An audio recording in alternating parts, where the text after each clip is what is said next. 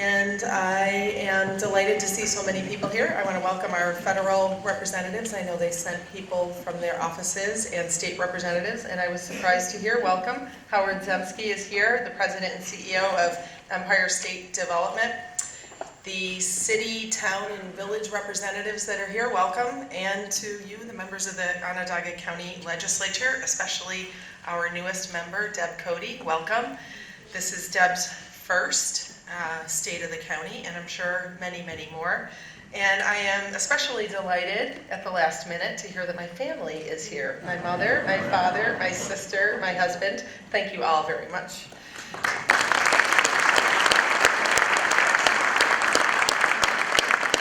They usually go to Florida, so they're not usually around for the State of the County, and I tell you how great it is, and now they're gonna call my bluff, right?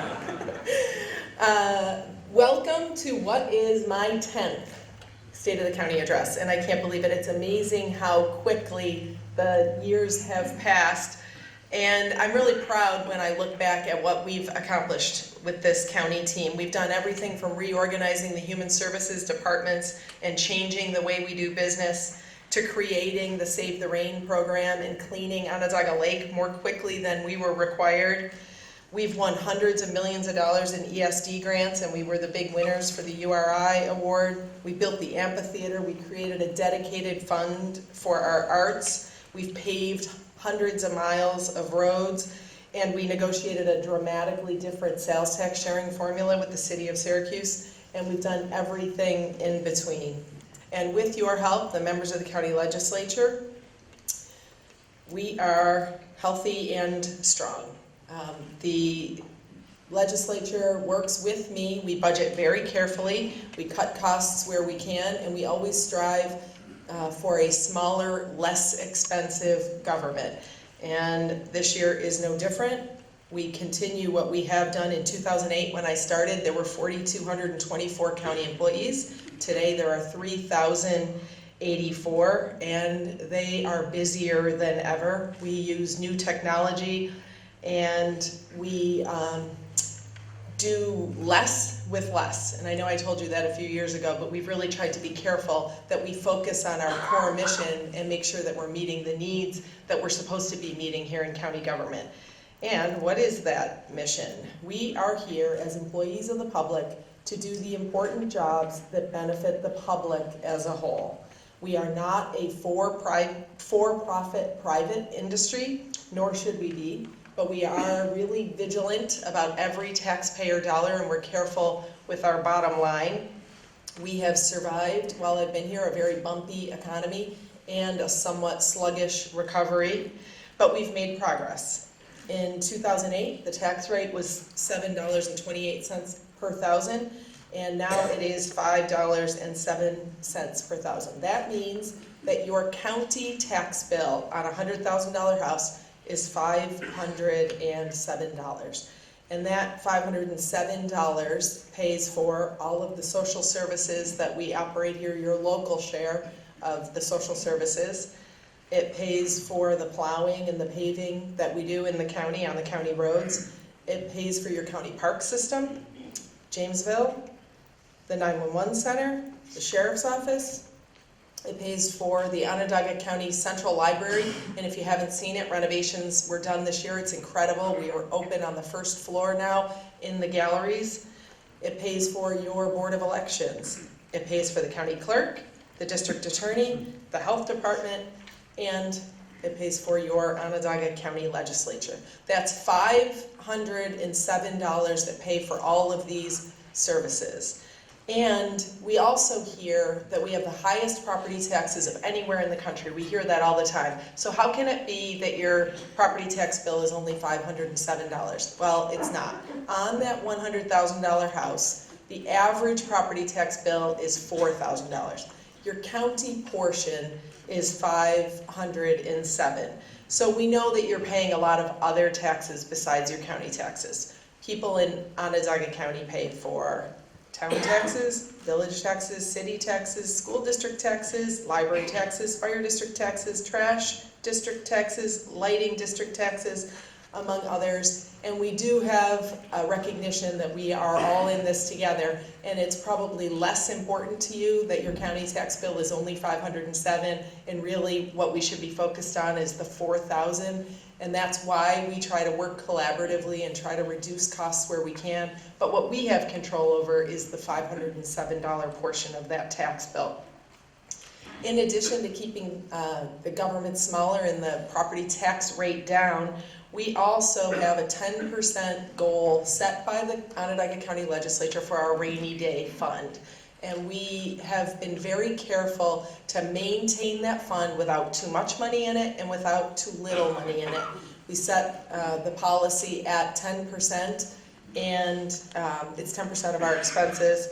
And if we end up with more in there than we should, we try to spend it on things that are one-time occurrences. We don't want to spend it on something that's an operating expense because it'll just create a hole in the next year's budget. And we have been rewarded for the fiscal discipline that we've shown with things like the fund balance. Fitch's gave us a AAA rating again this year, and they saved their AAA rating for the best quality companies, those that are reliable and stable. And that is different.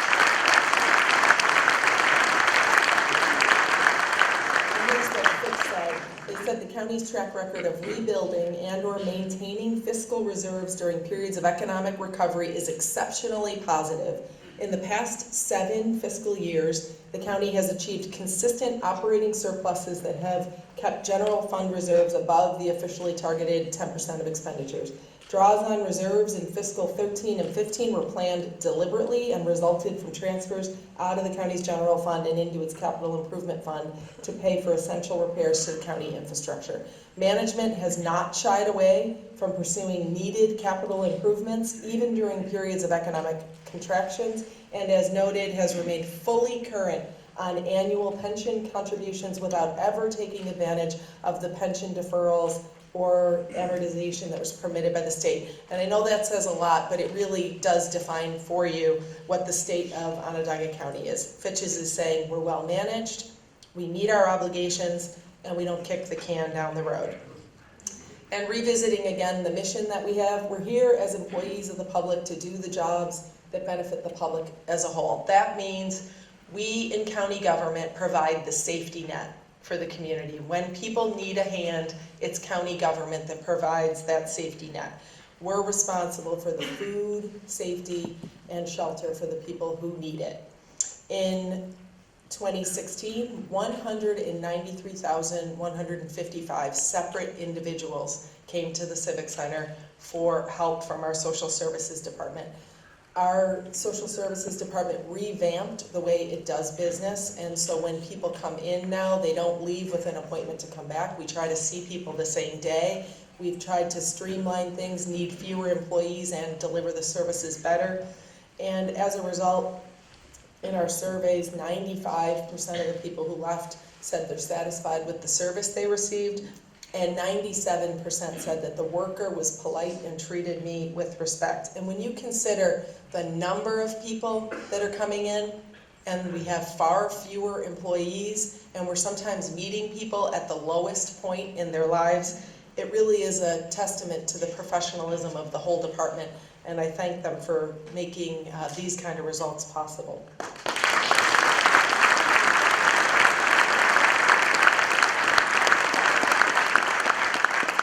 In our Office of Children and Family Services, it's our job to make sure that the children that are with us temporarily in our care have a loving home, and that's foster care. And our Children and Family Services identifies, trains, and supports our foster families.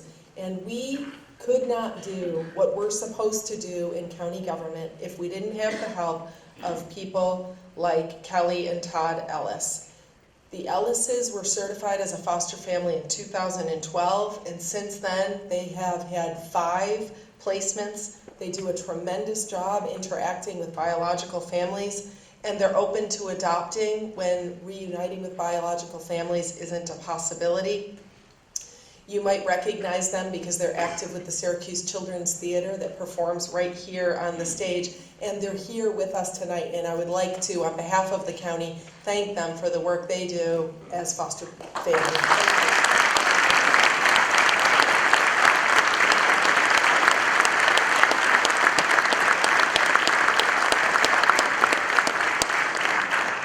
There are 350 children that need foster homes. They need loving homes in what are their formative years.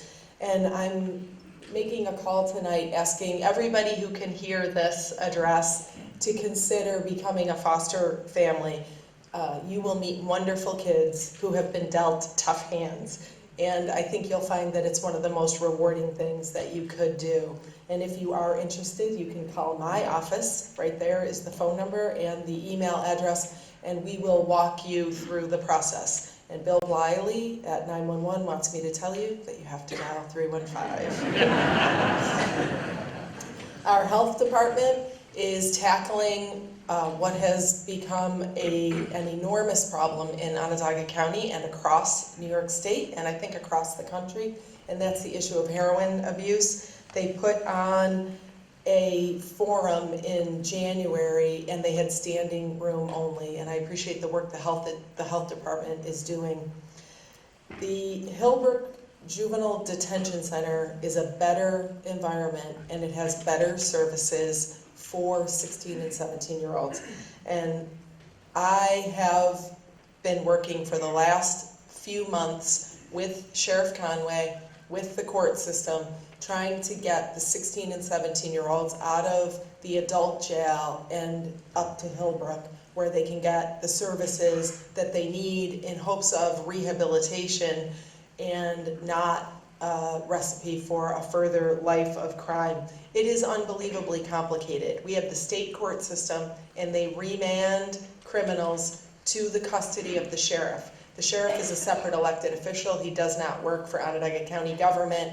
And we run Hillbrook, and we report to the state Office of Children and Family Services. So there are a lot of people who have to be involved in something as complicated as custody of these 16 and 17-year-olds. But it is a better place for them, and I really thank the sheriff and Ann Rooney and the county attorney Bob Durr, because I know you and your staffs did a lot of work to make this move possible.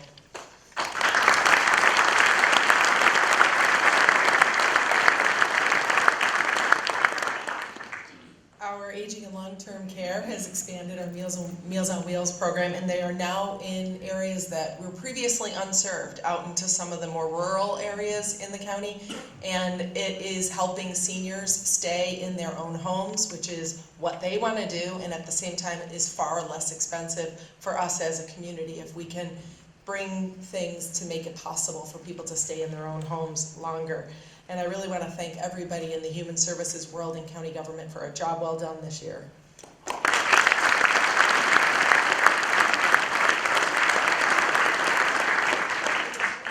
So here's Ann Rooney. Ann is the Deputy County Executive for Human Services and the only senior staff member that's been with me the entire time I've been here.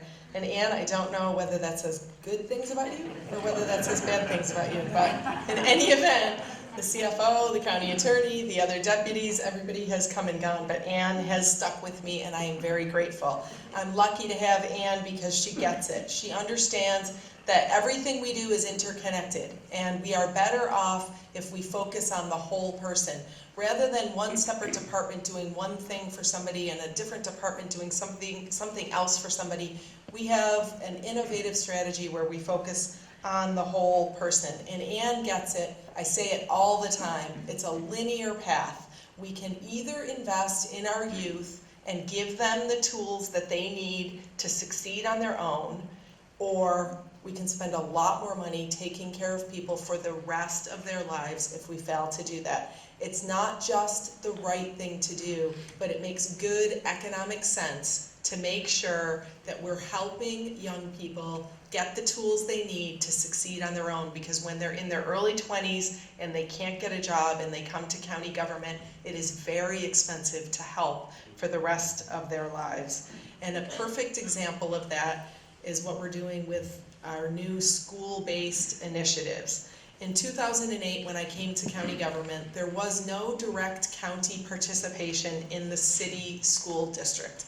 And as a result, we saw graduation rates that were under 50%. And we know that the kids that aren't graduating from high school are far more likely to end up at the Civic Center in need of those expensive services. So doing nothing was an option, and doing nothing was not an option. And so we went to work, and we have put mental health clinics in almost every one of the city schools. We check on kids monthly to make sure that they have health insurance, whether it's private insurance or public insurance. We want to make sure that they're getting preventative health care. We have team coordination. We have parents and teachers and social workers, student support, school psychologists, all coming together as a first line of defense to help us serve kids when they're in school and make it possible for teachers to teach.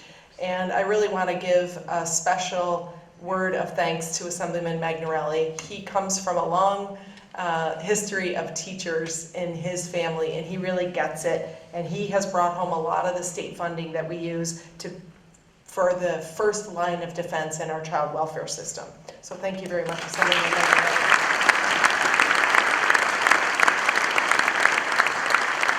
So with these school-based initiatives, we worked collaboratively, we focused on students, and we got real improvement. And look what we saw last month in the Syracuse newspaper. The Syracuse City School graduation rate hit 60% for the first time in 10 years. That is very good. And as I said, it's something that the county didn't always do, we didn't have to do it, and I really appreciate Ann's leadership, because that is, in the long term, not only serving these kids well, but it's serving this whole community well. And we've been at the table with Say Yes to Education since the very beginning. And I was very grateful when I asked the Regional Economic Development Council to include the funding for the scholarship for Say Yes in our URI application. And when we won, it meant $20 million for the scholarship fund, fully endowing the scholarship fund so we can meet the promises that we've made to kids. If you graduate from high school in the city schools, we will find the money for you to attend college. And that has now started to expand out into the suburbs. And it's the reason that people like Ariel Kegler Hall, who you saw do the Pledge of Allegiance, is back here in Central New York sharing her talents. She is a fellow Corcoran Cougar. Yeah.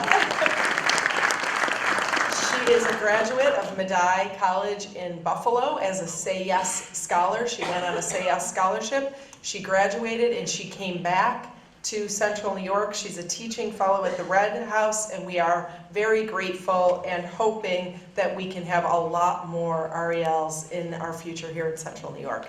Ariel?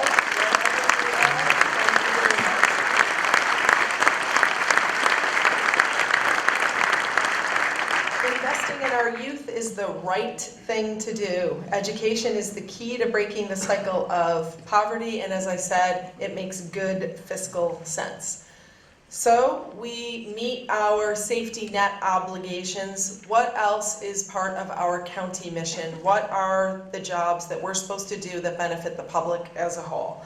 We're supposed to invest in our infrastructure. Our sewers and our roads are in good working order, and given what we're hearing from all across the state and country, I'm really proud that this county government has continued to responsibly allocate the resources so that I can stand up here and tell you that our infrastructure is in good working condition. This year, the Department of Transportation is going to do another 70 miles of paving and rehabbing 4 bridges. That's in addition to the hundreds of miles and the bridges, the dozens that they've done since we have been here. In WEP, they are doing this year 18,000 more feet of sewer rehabilitation, extending the useful life another 75 years. They're rehabbing manholes and fixing retaining walls and fixing culverts. And while the rest of the country talks about the need and waits for the federal government or the state government to figure out how to fix our pipes, Onondaga County is working. and they are working well. We have won Clean Water Awards for 4 of our plants this year, and all 6 of the plants at WEP are operating in 99% range for compliance with all of their permits. That is really a tremendous job by WEP, and thank you very much.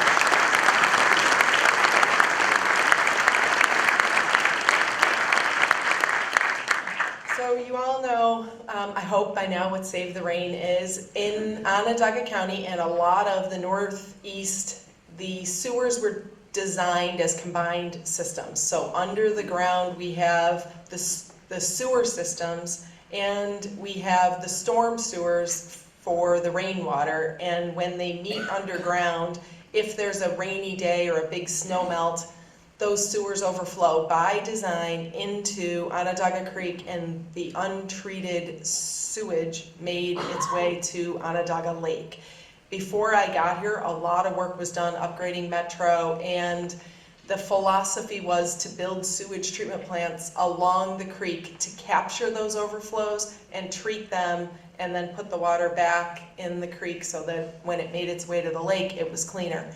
Instead of building those expensive to build, expensive to maintain and operate, and use a lot of energy, we came up with a different philosophy. Let's instead keep the rainwater out of the sewer system in the first place. And that's where Save the Rain came from.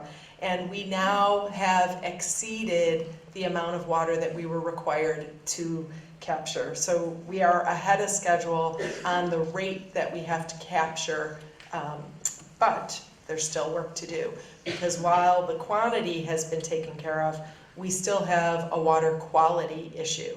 And there's a couple things. One, we know the leaky sewers inside the city result in bacteria in Onondaga Creek, and that bacteria makes its way to the lake. We also know that litter affects the water quality, and we're not sure that people connect the litter to the water quality. So Save the Rain has come up with a new marketing campaign this year called Connect the Drops, and I'll show you a quick example of that. When a drop here meets a drop here, the impact goes a lot further than you might think.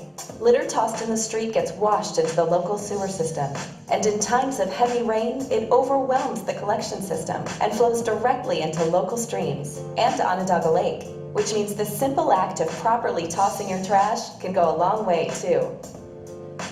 Let's connect the drops and work together to keep our streets and our water clean, and ensure that even when it rains, our community shines. Learn more by visiting savetherain.us/drops.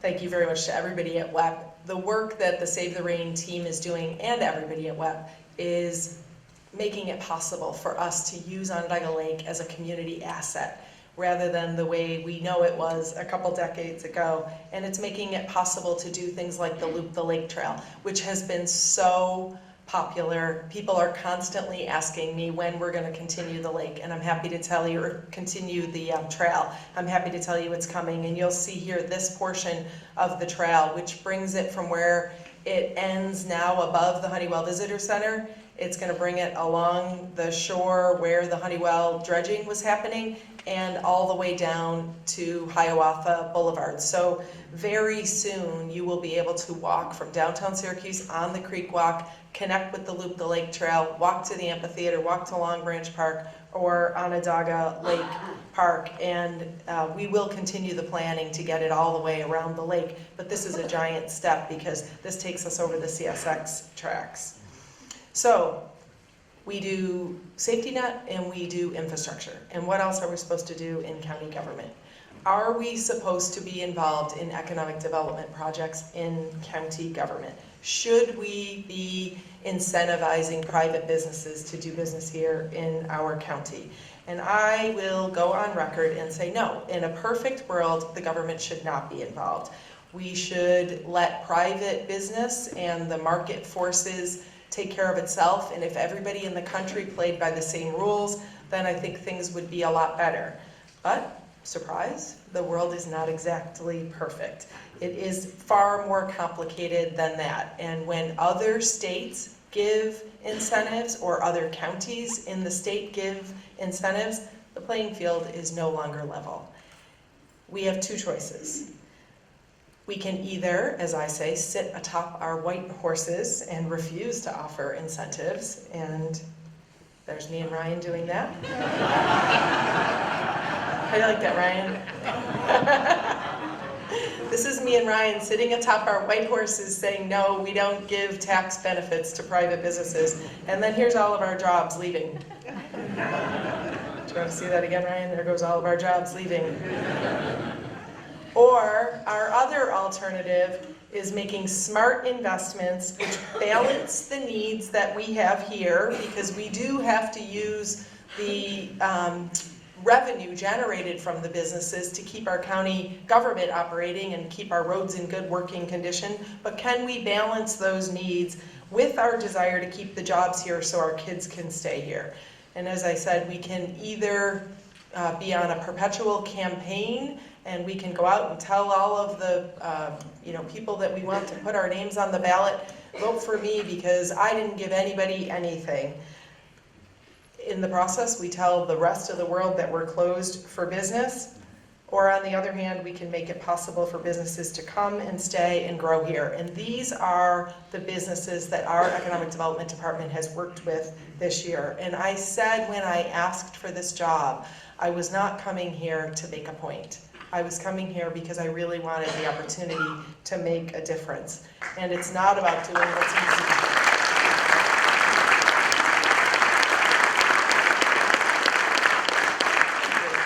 It's not about doing what's easy. It is about doing the right thing. And I remember 8 years ago making television commercials saying, doing the right thing all the time. And that's what we're trying to do here in county government. And sometimes it gets you in the political crosshairs, but if you keep your eyes focused on the prize, we're all here to try to make this community a better place. So what is the economic development that we're doing in Onondaga County? There's been a lot that's been talked about in the last year, and I take for granted that people know what we mean when we talk about these acronyms and what all these terms are that come out of our economic development entities. There are two industrial development agencies in Onondaga County. The one that is operated in the city is called SIDA, and the one that's operated in the county is OSIDA. In the city, the mayor appoints 5 board members, and SIDA is able to negotiate sales tax waivers. So if a company wants to build something and they need to go buy construction materials, the SIDA, the Syracuse Industrial Development Agency, can tell them that they don't have to pay sales tax on those supplies. They can also waive the fees for recording the mortgage. You and I have to pay fees if we buy a house and record our mortgage, and the industrial development agencies are able to waive those kinds of things. And they're also able to give pilots. And you hear pilot, pilot, pilot. The first word in pilot, that's an acronym, is payment. So it's not true that it's zero. It's a payment in lieu of taxes. And typically the way it works is when somebody wants to build, there is something on the property. And whatever that original thing was that was on that piece of property, it was generating some property tax. So if a developer wants to put a building up, a mixed-use building with some apartments and some retail on the first floor or something, they come to the Industrial Development Agency and they negotiate and say, I'll pay the taxes on the property in the condition that I found it. But then when I build something that's a lot nicer and a lot more valuable, the property taxes are going to go up a lot. So they say, instead of charging me all of that the first day, can we spread that out a little bit until my business gets going, until I get tenants? And those conversations go back and forth between the industrial development agencies and the developers, trying to hit the right balance. But SIDA, the Industrial Development Agency in the city of Syracuse, can give away to developers city taxes, school taxes, state sales taxes, and they can also give away county taxes. And there's no approval that's necessary from Onondaga County. And because in the city, the mayor appoints the members of the Industrial Development Agency, pilots in the city go to the Common Council for approval. In Onondaga County, it's different. That's the OSIDA logo, the Onondaga County Industrial Development Agency, and that's me, but it's different in Onondaga County. It's Brian.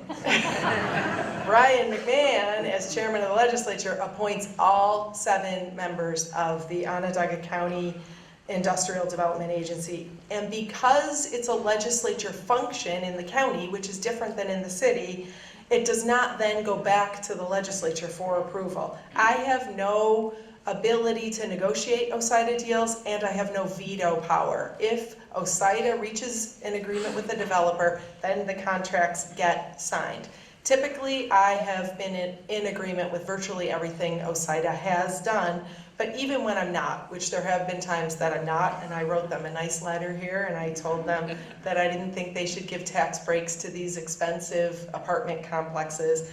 I told them the projects then require more infrastructure, and it leads to sprawl, and especially apartments with a lot of people. It puts strain on school districts, and I told them I didn't think there was a lot of benefit that that type of project would do. This was when OSIDA was talking about changing its policy to make it possible to give these kinds of benefits to apartments. But when I said I didn't like it and I asked them to not do it, they did it. So it's a good illustration for you of where the reins really are when it comes to economic development. In the city, the mayor appoints the SIDA board members. In the county, it's the chairman of the legislature. And just like SIDA, OSIDA can give away city taxes, town taxes, village taxes, school taxes, and state sales taxes.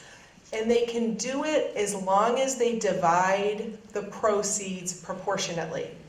When you pay your taxes, some of that tax bill goes to the city, some of it goes to the county, or goes to your towns. Wherever you live, those proceeds are broken up proportionately. If the pilot payment that's agreed on, like let's say that developer who wanted to build the mixed-use building, he agrees to pay $10,000 a year in taxes. A certain percentage has to go to the town or the city, and a certain percentage has to go to the county. And if you deviate from that, then you have to ask those other municipalities for a separate vote.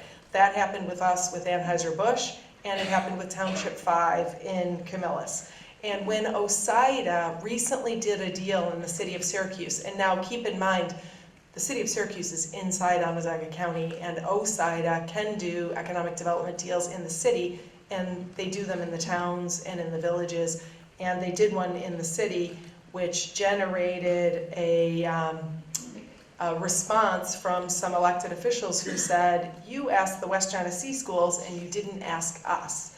But that's because the proceeds in the Township 5 deal were not split proportionately. Instead, the developer agreed with the IDA to use some of the money to build infrastructure, and since the plan deviated a little from the norm, then a separate vote had to happen for the other municipalities and school districts that get those resources. I hope that makes sense. But I think the elected officials in the city should have known the rules, because SIDA has the same rules. If SIDA does a deal and they don't split the proceeds proportionately, then they have to ask the county for a separate vote. So they, that Township 5 was an exception, and it's simply because the proceeds were not shared the way they typically are. But it really is one of the things that bothers me the most, and it's when elected officials purposefully mislead the public. People in this community are busy, and they count on us for information, and when they have to rely on sound bites and headlines that might technically be true, but really are kind of misleading, we're doing a disservice to the people that we serve. And I really implore everybody to just be straight with people, because the facts do matter. And if you're doing the right thing, then you shouldn't be afraid of what the facts are. So that, thank you.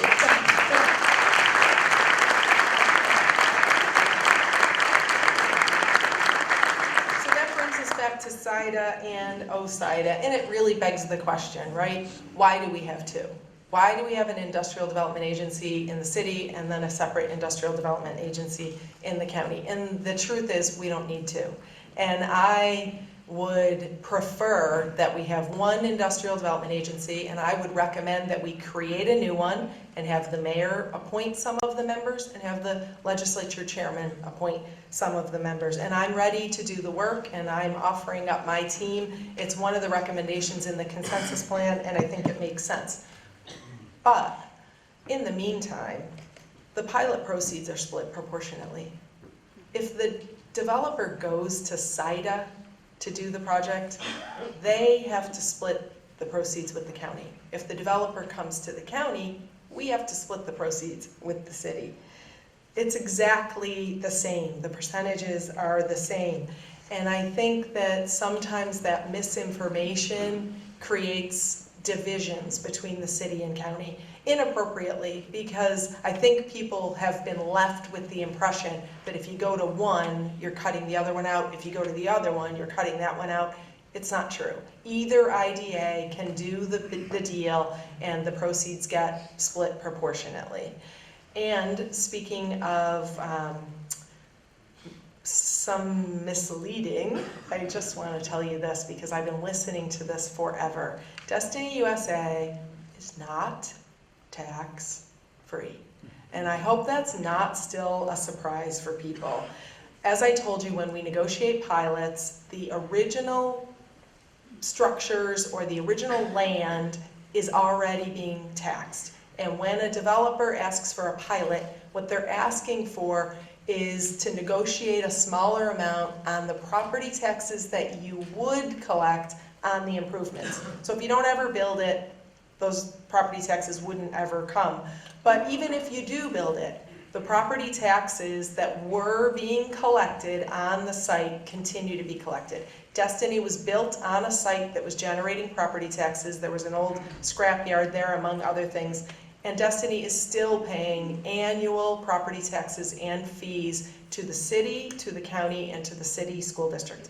We collected $1.3 million last year in just property tax and fees. And on top of that, Matt Driscoll, when he was mayor, negotiated with the pyramid companies a $60 million fee from Destiny. And since 2007, the city has collected almost $53 million from the deal, and the county has collected $6 million. And we are constantly collecting sales tax that's generated inside the mall, and we all talk about the sales tax and how beneficial that is to us in government, but don't lose sight of the fact that we collect millions of dollars in property tax, in fees, and in this, in particular, this deal negotiated by Mayor Driscoll. And I think also that when we talk about the dollar amount of property tax abatement, that sometimes we're leaving people with the impression that we're writing checks to developers to do projects. That is never the case. What the value is what they are avoiding paying in future property taxes. And how do they decide what deals should happen and what deals shouldn't? There's a but-for test. Would the project happen but for that incentive? And sometimes it's clear. If you, as a public policy, have a brownfield, you have an environmental mess, and you have somebody that's willing to build a building there, it's going to be far more expensive for them to build that building if they have to clean up the mess that was left before. But if it's in our interest to have that kind of thing done, then we might negotiate an abatement of their future property taxes as an incentive for them to build in that particular location.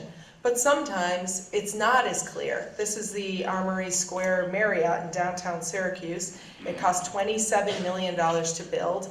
SIDA gave a pilot that said no property taxes on the improvements for 15 years. I think that's the most generous pilot agreement that I've seen since I've been here as county executive. But then 2 years after it was built for $27 million, it was sold for $42 million. So there was a $15 million profit in 2 years, and the community's left with zero property tax on that project for 15 years. The other one, last week we had a community-wide conversation about Marshall Street. There's not a place that's more valuable in Onondaga County to build than Marshall Street. The apartments in the university area get thousands of dollars every month in rent. It's really astronomical. So when you talk about would those projects happen but for the incentive, I think sometimes it's harder, it's more difficult, it's not as clear. And even the University Hill Corporation weighed in on this one and said the public policy for providing tax breaks is hard to see. But then CITA last week up on that Marshall Street project gave $1.5 million in county sales tax and $217,000 in mortgage recording fees, a $1.7 million tax break. And those are county tax dollars that would have been collected on the construction materials, and yet there's no conversation with county government, either me or the county legislature. We read it in the paper like everybody else. And the Onondaga County Development Agency last year did 11 deals. It generated $181 million in capital investment, and it got guarantees of either retaining or creating 1,757 new jobs. That is a lot of work, and Julie Serio, I hope she's here, the Economic Development Director, and her team, thank you very much for a job well done.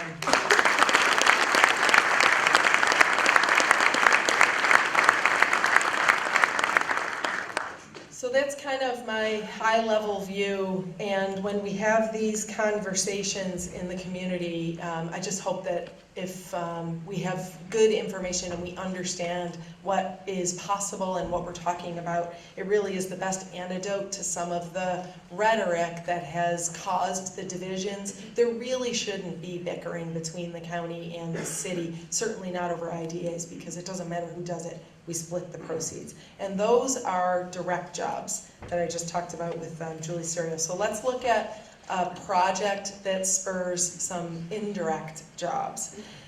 Historically, Onondaga County's legislature has not wanted to be in the gambling business. That is fine, and that's their prerogative. They were asked to vote on OTB and casinos, and the legislature has made it clear that Onondaga County doesn't want to be in the gambling business. So when the state struck a deal with the Oneida Indian Nation, we saw it as an opportunity to join an exclusivity zone and say, in exchange for agreeing not to have a casino here in Onondaga County, we'll share in the proceeds that the state is getting from the deal that they struck with the Oneidas. And that is about a $2.5 million stream of revenue that's coming to Onondaga County that didn't come before. So when you have new revenue like that coming into the county, you have to make a decision. You can take that $2.5 million and you can reduce the levy with it, right? If we said we'll just take that and we'll let ask the legislature to reduce the levy, it would result in about $9 off everybody's property tax bill. The average homeowner would have saved about $9 if we had applied that new revenue source to the property tax levy. And you know what, $9 is $9. And better you have the $9, I'm sure, than me have the $9. But that, just so you know, if we had done that, it would have generated $9. The other alternative is, what if we invest that money? Is there something that we can do that would generate a benefit to the average household that's worth more than $9? The $2.5 million covers a $50 million bond. So without taking any more property tax dollars or without taking any dollars that we have to reallocate, this is new revenue that's coming from the Turning Stone. We can pay for a $50 million bond. It's just math. And that $50 million bond was spent constructing the amphitheater. And we stayed within the $50 million.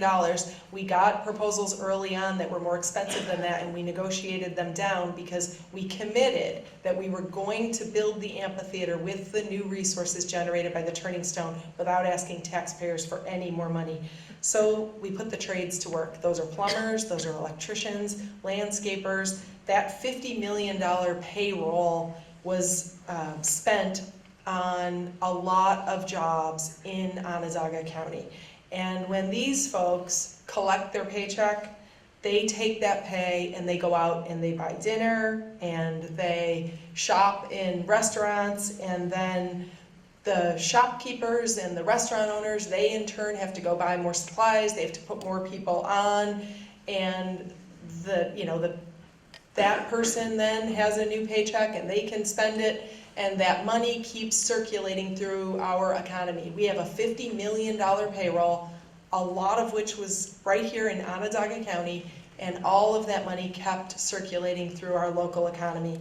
In addition to that, we sold over 200,000 tickets at the amphitheater. 60% of those tickets went to people outside Onondaga County. The average party spent $183, and our hotel occupancy rate was up 11% on the nights that we had shows in town.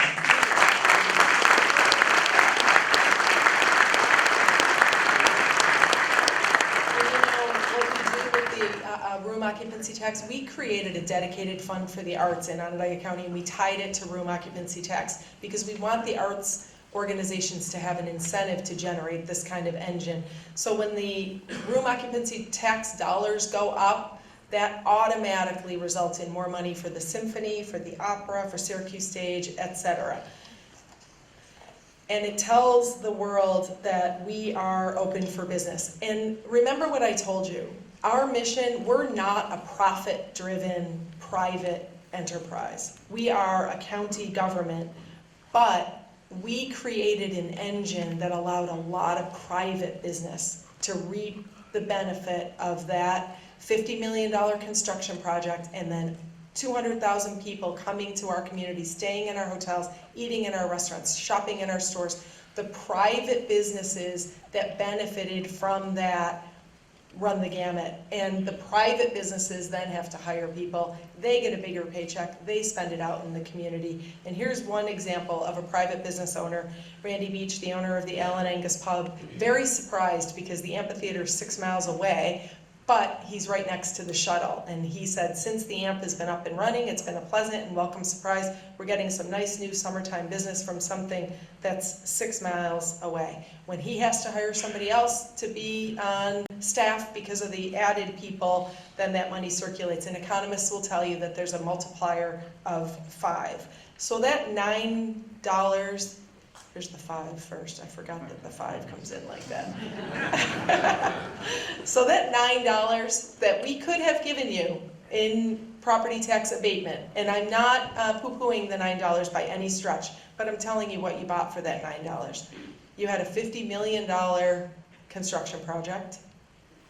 You generated a lot of business for private businesses, not Onondaga County solely, but for private businesses that hire people in the private sector. And in the meantime, every time those dollars circulate through the economy and buy goods, we are collecting sales tax. And we see a boost in our sales tax as a result. And then the icing on the cake, we ended up with this beautiful amphitheater where we can go spend a summer night and listen to national acts that used to skip Syracuse because we didn't have a place for them to come and play.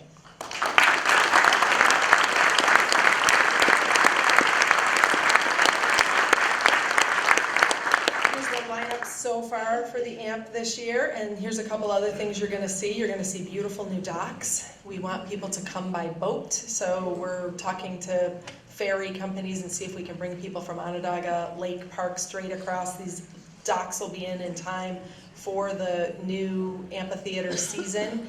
And the walkways inside the park that were stone dust last year are going to be paved because Assemblyman Magnarelli was able to get a grant from the state for us to do that.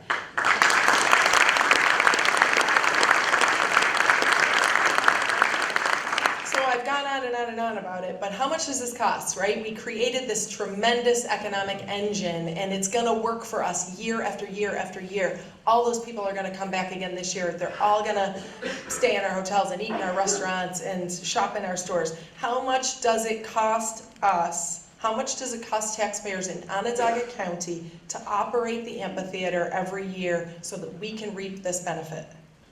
Zero.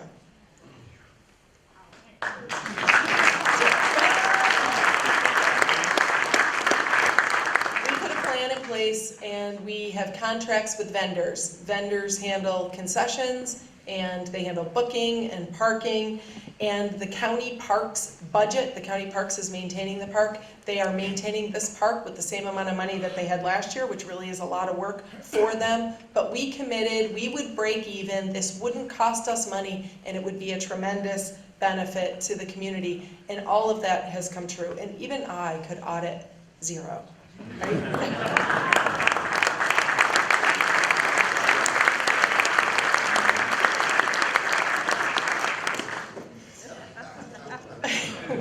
Which is why also we are very grateful for New York State because of its investment in the New York State Fairgrounds. Last year, the fair set a record. Over 1 million people made their way through the gate, and the state hopes to do more and more. They're adding another, I think, half day this year and helping with some of the projects, the ancillary projects that'll make the fairgoer experience better.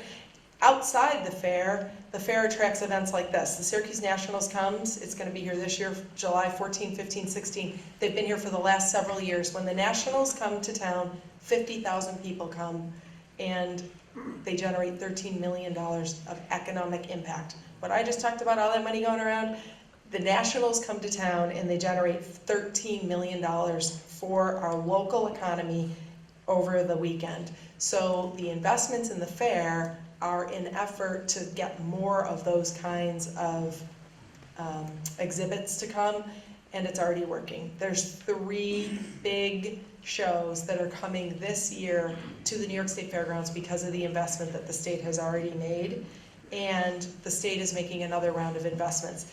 There is going to be a brand new expo center built, and its purpose, among others, is to try to attract some of the horse shows that we don't get here that are very lucrative for local economies. We are also very excited. A lot of investment's been made in the Erie Canal towpath, and a lot of investment has been made in the Loop the Lake Trail, and we are looking at what's possible to connect those. And I just want to tell you very briefly, I went to the hardwood dinner the other night, the Syracuse basketball team, and I met a man named Dennis Culkins, and as far as I could tell, I just ran into Dennis. But he said, "I'm glad I saw you," and he stuck his hand in his pocket and pulled out his wallet, and he had a piece of paper in there with my name on it, and it said, "These are my ideas for a gondola." And he said, "I've been wanting to do this for years. I think we should have one that goes to the lake. You can see the skyline, and you can see the cleaned up lake, and then take another one that goes to the Inner Harbor and the Arbory and up to SU." And it was very exciting to see somebody who's really enthusiastic and positive about what we can do here in Central New York. And the pedestrian walkway, that's what you're gonna see when you get to the fair in August. That's a 12-foot wide pedestrian walkway along the side of the road on Bridge Street.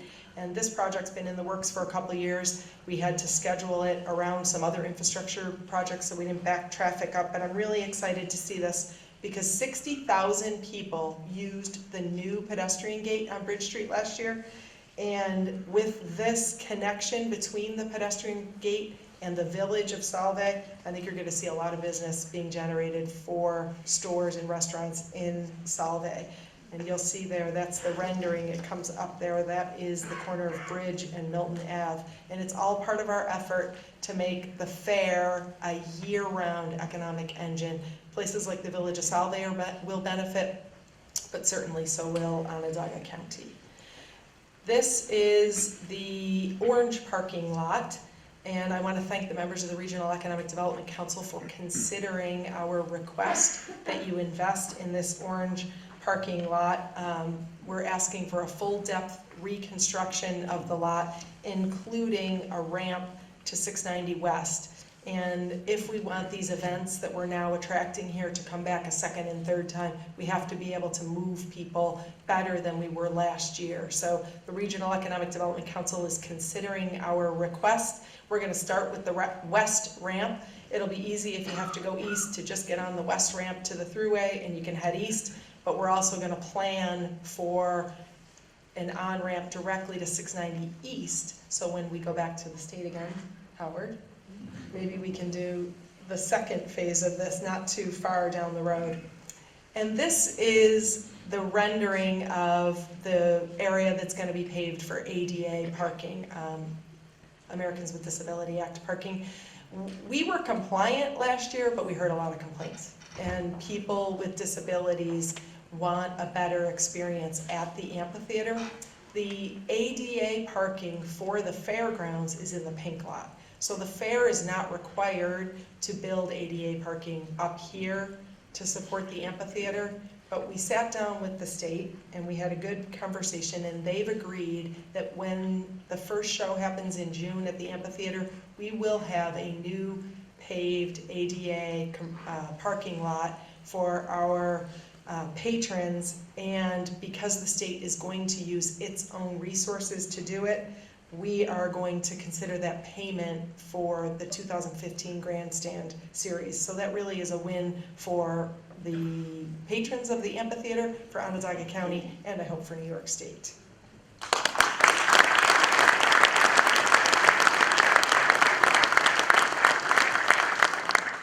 The state is also, we won a competition and they're investing in the Syracuse airport. People use airports differently than they used to, and ours is not state of the art. It's also not the most welcoming face that we can put on our community, so we really appreciate that we're going to revamp the airport. And in the meantime, we're going to have a $45 million construction project, which we all already know now how valuable that is.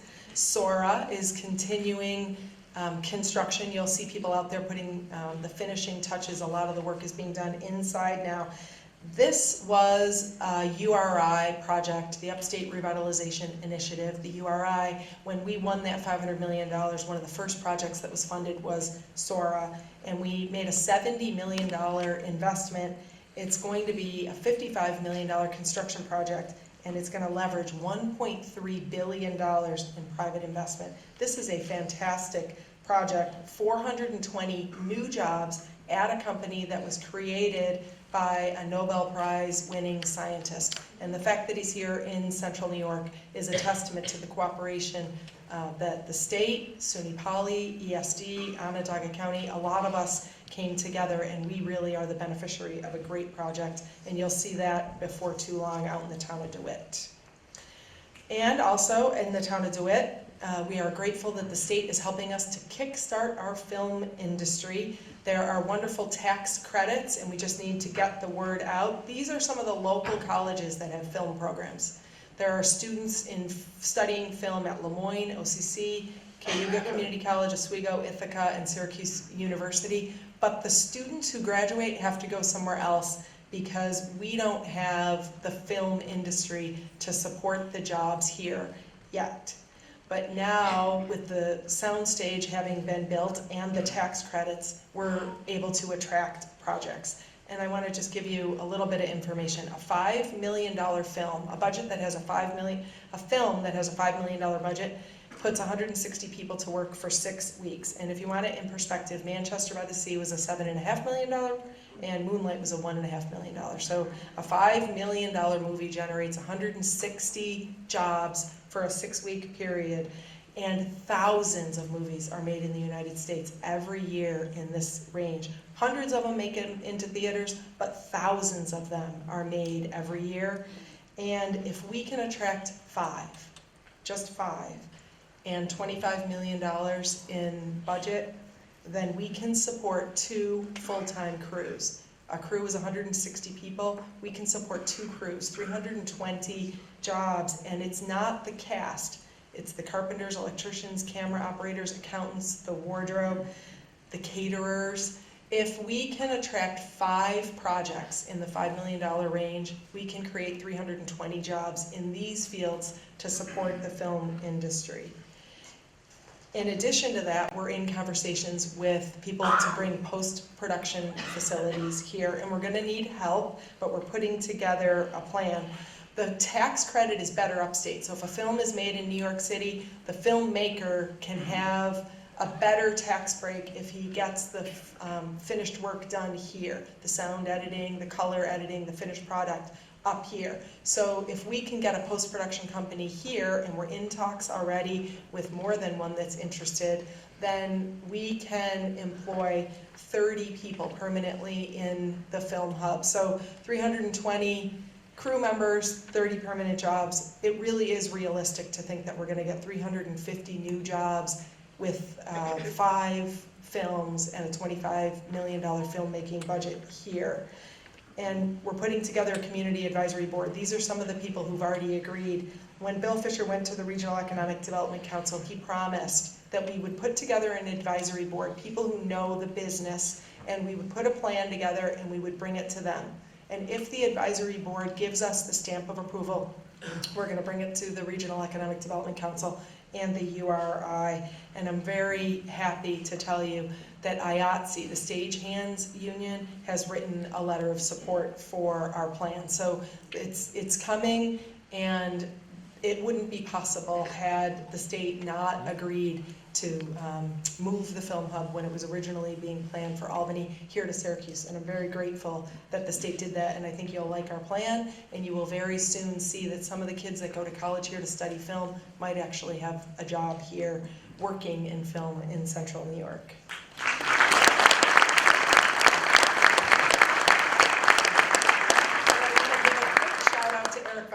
Our film commissioner. Eric has really hustled. While we've been doing all this, Eric's been out, he's been trying to tell people what we have here in Central New York, what the tax credit is, what the soundstage is. You've seen some projects in the newspaper that he's been able to bring here, and he's generated about $4 million in filmmaking here. He's really done a great job. But you don't have to take my word for what a great opportunity this is. This was just in the Syracuse New Times this week. This is Jeremy Garelick, the Hollywood veteran. He's Jeremy Garelick. He came to my office several weeks ago and he told us what he wants to do. And it's really extraordinary. And the more of this that happens, the more likely these crews will be able to have a full-time career here. Jeremy is a Yale grad, so he immediately bonded with Bill Fisher. Thank you very much, Bill. Jeremy's credits include working with directors Todd Phillips and Joel Schumacher. He wrote The Breakup and he wrote The Wedding Ringer. And this is what he said: all a place really needs is the filmmaking experience, because once you have that experience, you can do anything. That's really the goal, to create an infrastructure up there. And he's saying up there because he's in Atlanta, and he's in Atlanta because of the tax credit. And he was not aware of how valuable ours is until he ran into Josh Crook, who's Ron Perlman's partner. They're up here making films, and the word is spreading that Central New York really is a place that you can do business. Jeremy says his hope is that by the time we hit the 4 or 5 year mark, there's a thriving film industry up there. We're looking at houses, and I really want to move close to a lake. That's my goal, and I love that Liverpool is close to a lake. And he doesn't mean Skinny Atlas Lake. Jeremy is excited about Onondaga Lake. And all of these other things.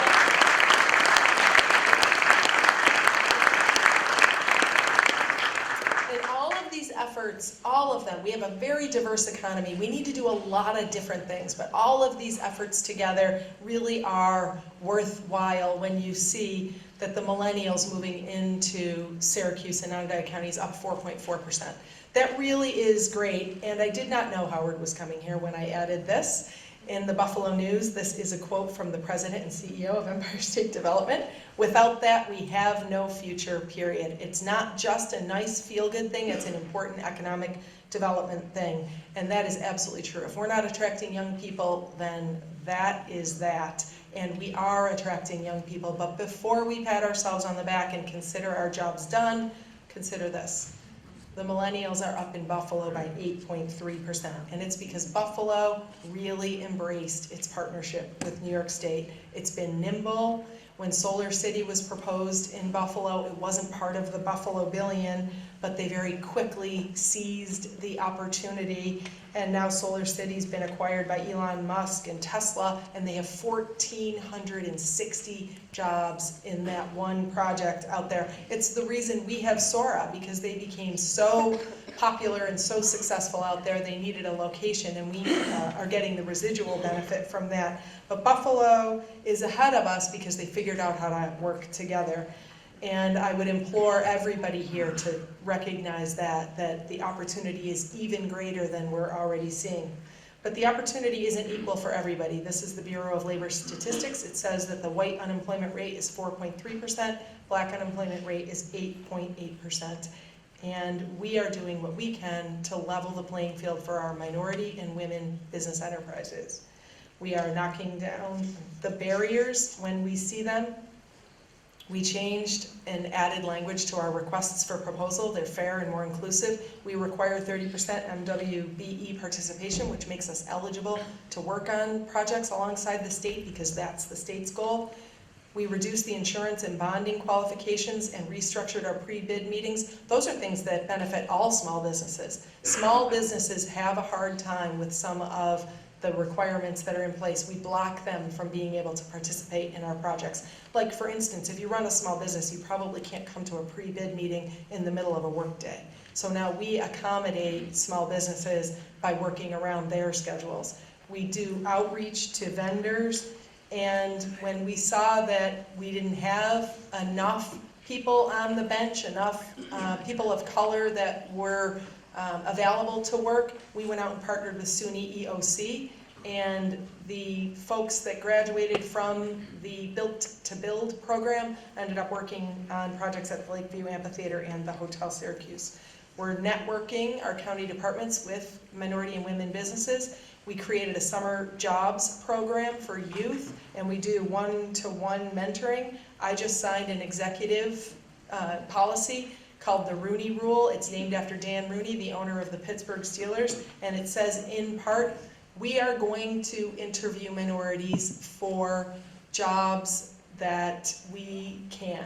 So for instance, if it's a job that does not require a civil service list, then we will interview a minority. And if it's a job that requires a civil service list and there's a minority that's reachable on the list, we will interview the minority. We can't encourage people to come here and apply for work and join what we're doing if they know they can't really get their foot in the door. And we're trying to do everything we can to knock down those barriers. And we are being vigilant. 96% of the county projects met their goals. $13.9 million was spent using minority and women businesses last year, and 91% of the county projects met the EEO workforce goals, which means when you go to the project, you will actually see people working on the project that resemble the people who live here in our community with us.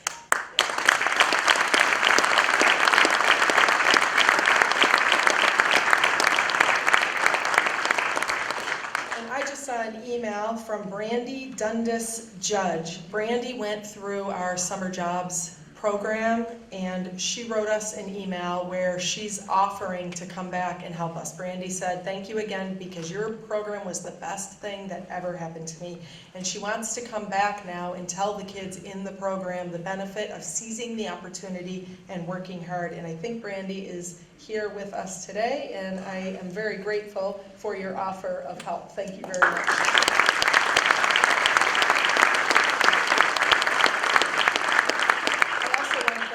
Personnel Commissioner Dwayne Owens, Purchasing Director Andy Trombley, and Leslie Dublin from my office, because they really put a lot of extra effort in to make sure we do as the best we can.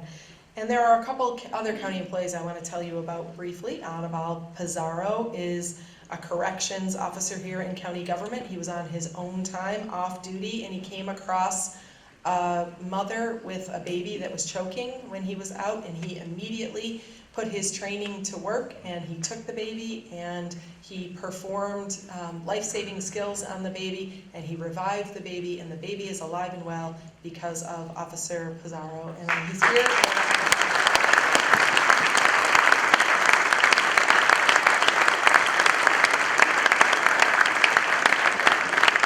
And this is Public Safety Dispatch Mike Fallon. Michael Fallon was still in training to be a 911 call taker when he got a call from Mike Hines, whose father was in need of life-saving skill, or life-saving, and Michael Fallon was on the phone with Jack Fallon's son, and our dispatcher talked him through the life-saving procedures to keep his father alive until the first responders could get there. And we got an email from Mike who said, because of you, my dad is alive. And our dispatcher, Michael Fallon, is here, and the whole Hines family is here, and Jack Hines is here now.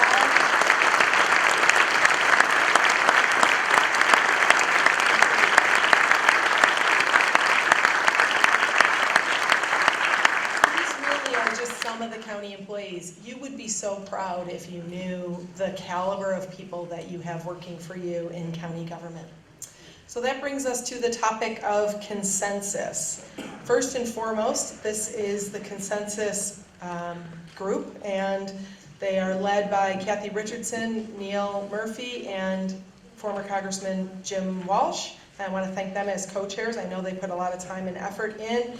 There were every one of these people is a volunteer. They met with thousands of people. They spent hundreds of hours. I want to thank Senator DeFrancisco. Senator DeFrancisco brought home a $250,000 state grant so that the consensus report could be written. And I want to thank my fellow elected officials. All of us opened our books and shared data with the consultants that Consensus had. They spent 3 long years, and in February, the final report of the Commission on Local Government Modernization came out. And do you think that we are, as a community, ready for a healthy, productive conversation about what the report says? Think again. Dead on arrival. End of Black power, and not surprisingly, from the city's Corporation Council, that's what lawsuits are made of. And I would just say as an aside that this community spent over $1 million on lawsuits last year, and I hope that maybe we can find a less expensive way to communicate with each other this year. And for those of you that are keeping track, I started 0, and I won every single one. So.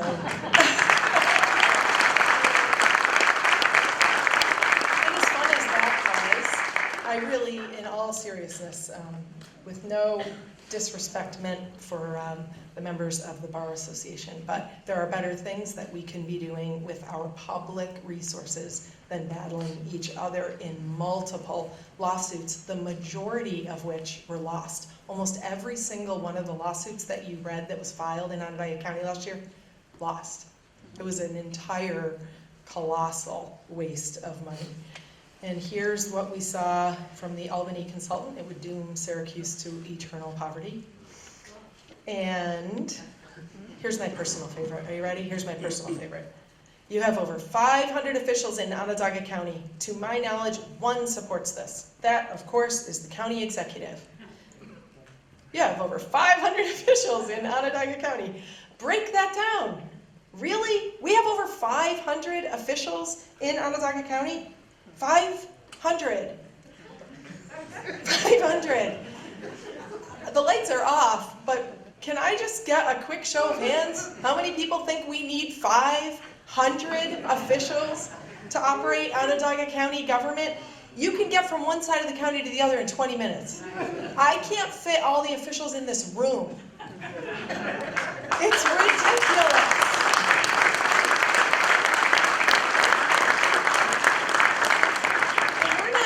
About the workers. These are the officials. These are your elected officials. These are your appointed officials, your counselors, your legislators, your county executive, your mayor, all your village mayors, town supervisors, your planning board members, your board of assessment review, all of your officials. There's 500. However, to be fair, I do know that this isn't going to be easy, but we have done it in county government. As I told you before, we debated purchasing for decades. Lee Alexander was mayor, and if you go back and look at the clippings, you'll see that when he was here, people talked about, wouldn't it be a great idea if we consolidated? And my father can probably attest personally as a member of the Syracuse Common Council in the 1970s to the conversation for consolidation. And when all of that debate was going on for decades, we heard the same rhetoric.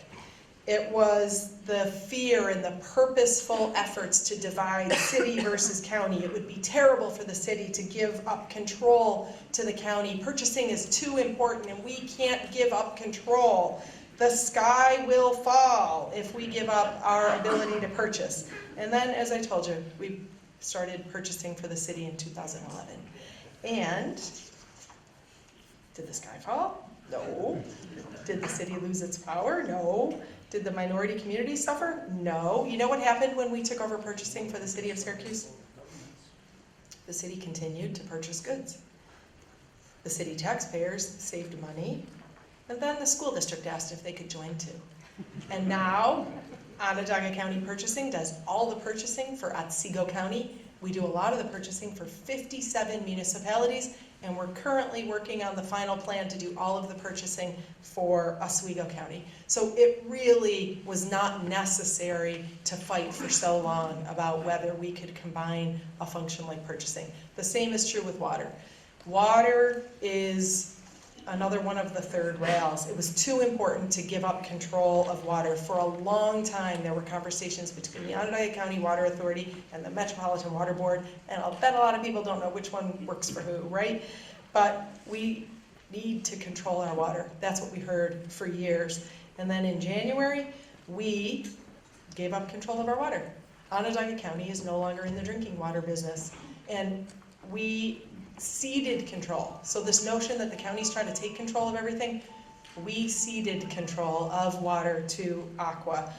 And you know what happened the next day after we gave up our control? The water came out of the faucet at your house. The world did not end. And in the meantime, you're gonna save $1 million a year in salaries that we were paying for our redundant water department. In addition to that, you're gonna save the money that we were spending on maintenance, utility, rents, phone service, data service, plant management. And I'm reminding you of purchasing, and I'm reminding you of water because we heard the same rhetoric. But keep calm and do your homework. If you read the report, there is not a single thing written in the consensus report that will spell disaster for anyone.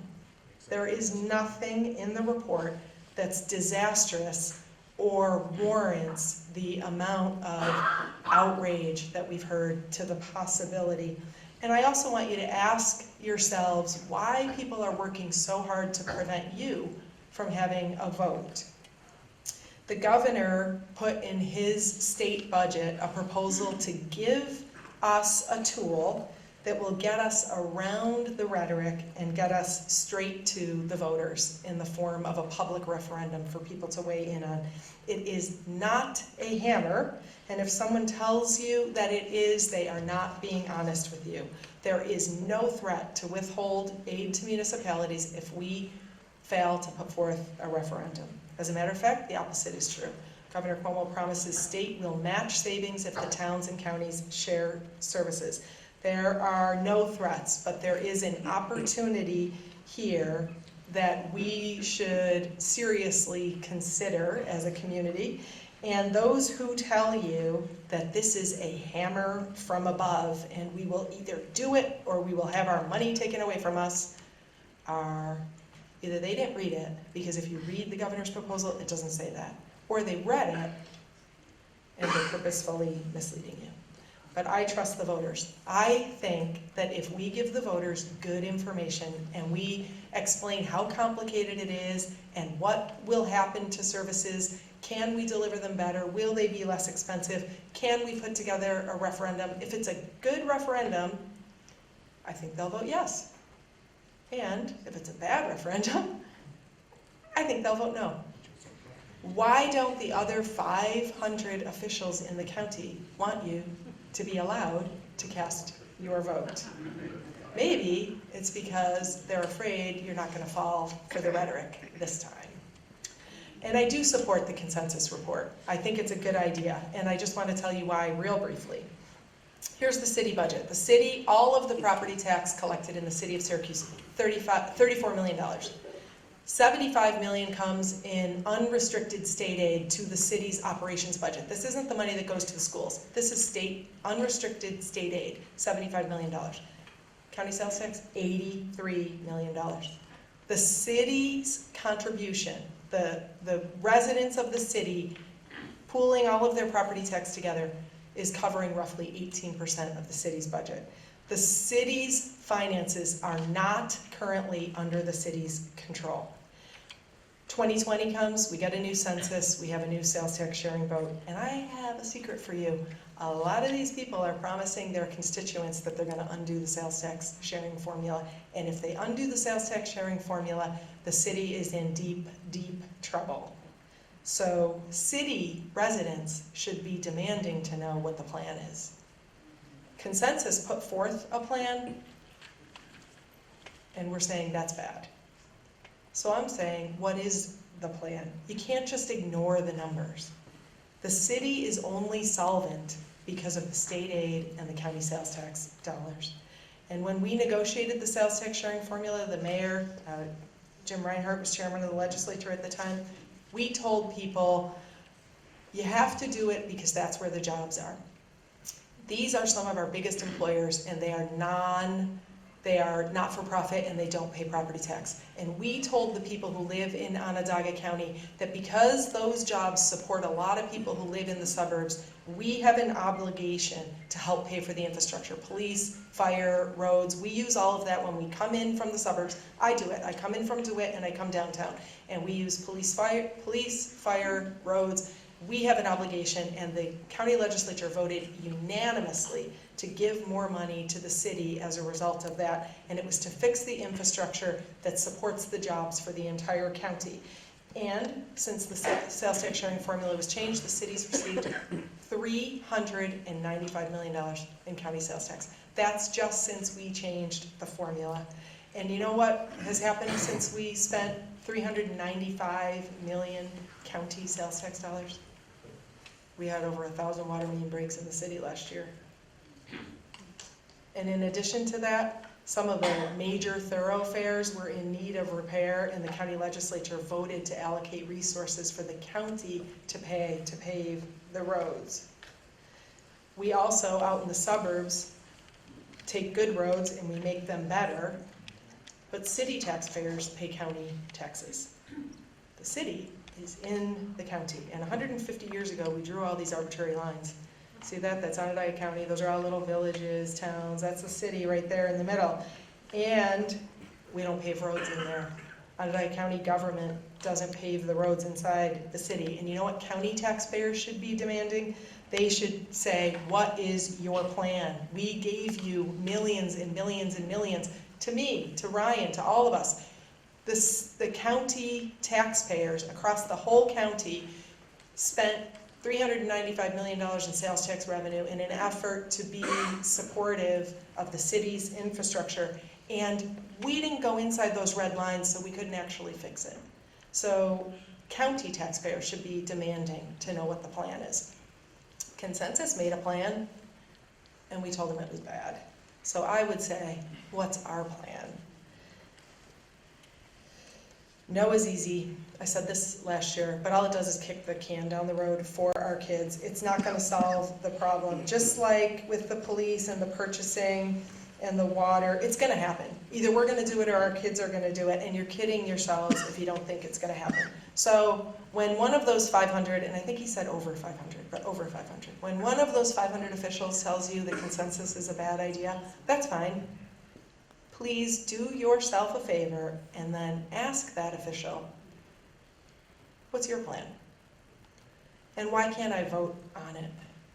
And you know, in Onondaga County, I've heard in the last month a whole bunch of local governments saying, we don't need the state. We do it better than anybody. We consolidate. Look at these examples. Town of Manlius, they took the Manlius, Fayetteville, and Manoa police departments and they turned it into one town department, and they are justifiably proud of having done that. DeWitt did it with East Syracuse. Clay did it with the sheriff's office. We did it with purchasing, and we did it with water, and we all pat ourselves on the back, and we all talk about how much money we saved and how we delivered services better and how great all of that was. But do any of us think that that was it? That was all we could do? We did absolutely everything. We're all done. Our work here is done. We have peaked. Please, we have to be more respectful of the voters. They know that it's not true. There is more that we can do, and I'm just requesting that we dial down this poisonous dialogue and stop purposefully misrepresenting the facts.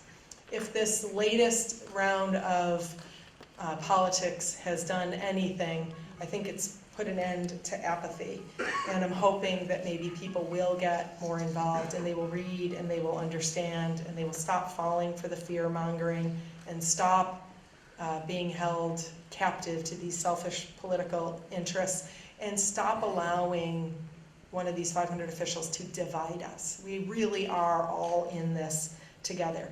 And here's my plan. My agenda is clear.